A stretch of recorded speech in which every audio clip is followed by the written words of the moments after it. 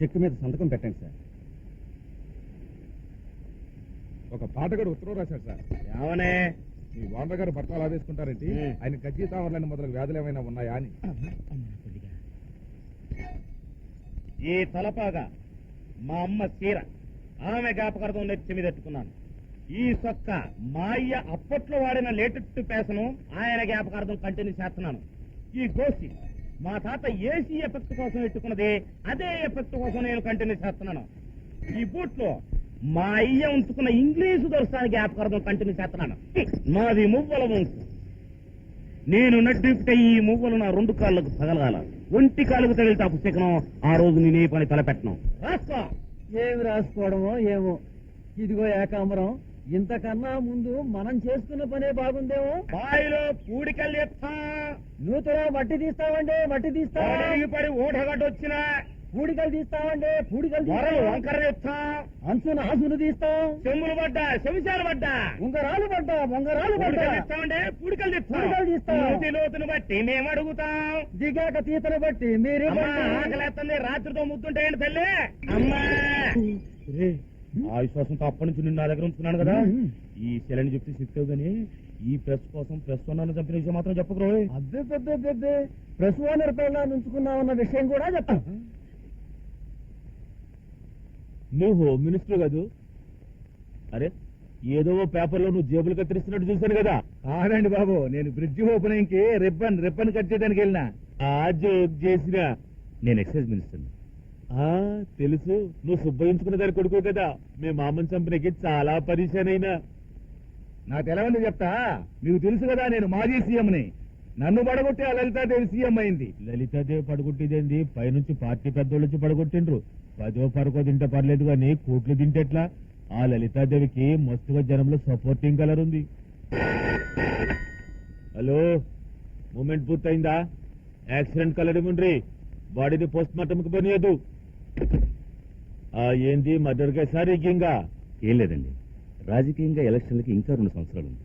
6 నెలల్లో లలితాదేవి గారి గవర్నమెంట్ పడగొట్టి హోమ్ మినిస్టర్ గారిని సీఎం చేయాలి. ఇప్పుడు ఆవిడ ఢిల్లీ వెళ్ళింది. వస్తూనే సారా తీసేస్తుందండి. మాకే కాదు, మీకు కూడా దాని నుంచి సారా ఎఫెక్ట్ ఉంది. ఎందుకంటే ఎక్కువ సారా పాటలు పాడేది మీరే గనక. అందుకని ఏదో ఉద్యమాన్ని లేపే ఆ గవర్నమెంట్ ని 6 నెలల్లో పడగొట్టాల.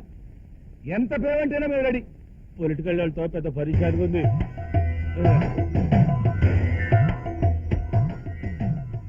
ఈ రోజు మంచిగా లేదు. రేపు బాగుంది. ఆదివారం దశమి, మధ్యాహ్నం 3 గంటల తర్వాత ధనుర్లగ్నం. అప్పుడు పెట్టుకున్న అగ్రిమెంట్. వృషభ లగ్నంలో పేమెంట్ తీసుకుంటాను. నమస్కారం, వస్తామండి.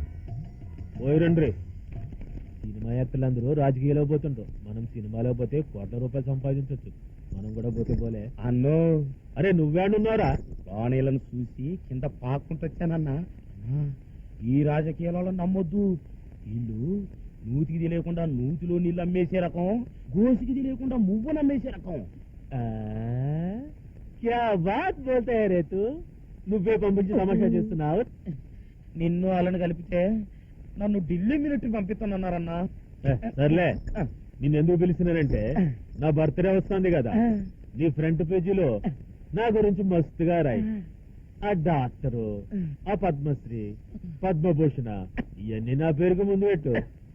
ఆ గంధర్వ, బంధువు, రాముడు, భోజుడు, కర్ణుడు ఇవన్నీ నా పేరుకి వెనుకబెట్టు. మధ్యలో నన్ను పెట్టు. అన్నా నీ సుట్టి ఏం పెట్టాలో నేను చూసుకుంటానులే. ఏమైనా తేడాలు వస్తే నీ మువ్వా బగల కొడతా. అడగలాడిపిస్తా. శంకరా,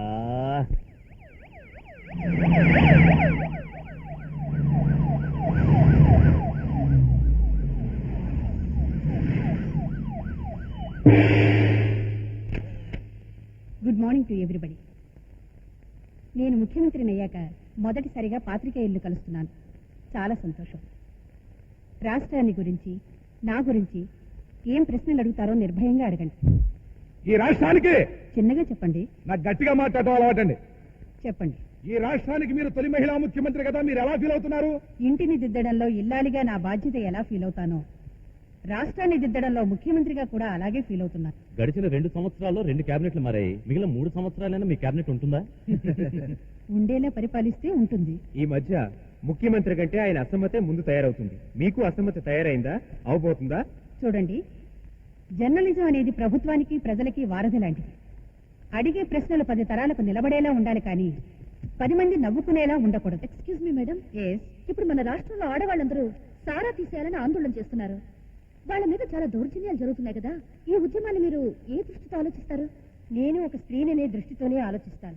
మన దేశంలో కులాలనేవి ఉండకూడదని, అందరికీ ఒకే కులం కావాలని పెద్ద పెద్ద ఉపన్యాసాలు ఇస్తారు కదా. మరి ఈ రోజు మన రాష్ట్రంలో ఏ కాన్వెంట్కి వెళ్ళినా కులం పేరు చెబితే గానీ పిల్లలకి సీట్లు ఇవ్వడం లేదు. కులాల పేరు చెప్పి హాస్టల్స్ కడుతున్నారు, స్కూల్స్ కడుతున్నారు, కళ్యాణ మండపాలు కడుతున్నారు. మీ కేబినెట్ నుంచి కాన్వెంట్ వరకు మొత్తం కులాల మీద నడుస్తుంది. దీనికి మీ సమాధానం ఏమిటి? మంచి ప్రశ్నే అడిగావు. కానీ దేవుళ్లే మతాలు కులాలు పెట్టుకు పుట్టిన ఈ సృష్టిలో ఇది ఎప్పటికీ జవాబు లేని ప్రశ్న. మీరు ఢిల్లీ ఎందుకు వెళ్ళారు మేడం? మంత్రివర్గ విస్తరణ కోసం మాత్రం కాదు, మన రాష్ట్రానికి కావాల్సిన నిధులు అడగడానికి వెళ్ళారు. ఇప్పుడు మీ పరిపాలన రాష్ట్రాన్ని బాగు చేయడం కోసమా, వచ్చే ఎలక్షన్ ఓట్ల కోసమా? ఓట్ల కోసం తప్పడడుగులు వేసే నాయకులు నా దృష్టిలో వడ్డించిన విస్తర మీద నించుని రేపొచ్చే వర్షం కోసం ఎదురు చూసేవారు. అలాంటి రాజకీయాన్ని నేను సమర్థించను. నాకు చేతనైతే మంచి చేస్తాను గాని రేపటి ఓటు కోసం ఎంగిలాకులు నాకే కుక్కల్ని మాత్రం ఆదర్శంగా తీసుకోను. మీరు ఒక ఎలిమెంటరీ స్కూల్ టీచర్ భార్య కదా. మీ సోషల్ సర్వీస్, మీ నాన్నగారి స్వతంత్ర పోరాటం మిమ్మల్ని ఒక మంచి నాయకురాలిగా చేసి ఈ రోజు సీఎంని కూడా చేశారు. కానీ మీ వారిని మీరు ఇంకా ఎలిమెంటరీ స్కూల్ టీచర్ గానే ఉంచడం మీ సింప్లిసిటీ ప్రజల ముందు ప్రచారం చేసుకోవడం కోసమని కొందరు అంటున్నారు. దీని గురించి మీ వారేం బాధపడడం లేదా? ఏమై, నేను అలా ఫీల్ అవటం లేదు. ఎలిమెంటరీ స్కూల్ టీచర్ భార్యగా నువ్వు సీఎం అయ్యావు కానీ సీఎం భర్తగా నేను టీచర్ని కాలేదు. నేను బాధపడేది ఒక్కదానికి, నా విద్యార్థులు తప్పు చేసినప్పుడు, పరీక్షలో తప్పినప్పుడు. ఆ విద్యార్థుల్లో కలెక్టర్లు ఉండొచ్చు, సీఎంలు ఉండొచ్చు, రాష్ట్రపతులు ఉండొచ్చు. గాంధీ గారు లాంటి వారే 2 ఆడపిల్లలను ఆసరాగా తీసుకుని నడిచినందుకే తప్పు పట్టిన లోకం ఇది. దాన్ని నువ్వు పట్టించుకోకు. అధికారంలో ఉన్న వాళ్ళు మెంటల్ గాను ఉండకూడదు, సెంటిమెంటల్ గాను ఉండకూడదు. నీతి తప్పన నిరంకుశంగా ఉండాలి. నా భార్య ఎంత సీఎం అయినా ఈ ఎలిమెంటరీ స్కూల్ టీచర్ జీతంతోనే అన్నం తింటుంది. అదే ఆవిడ గొప్పతనం. ఆ జీతాలు సరైన టైంకి రావటం లేదు. 1వ తేదీకి వచ్చేలా చూడండి. ఇంట్లో ఇబ్బందిగా ఉంది. త్వరగా కానివ్వండి, మీ కేబినెట్ మీటింగ్ ఉంది.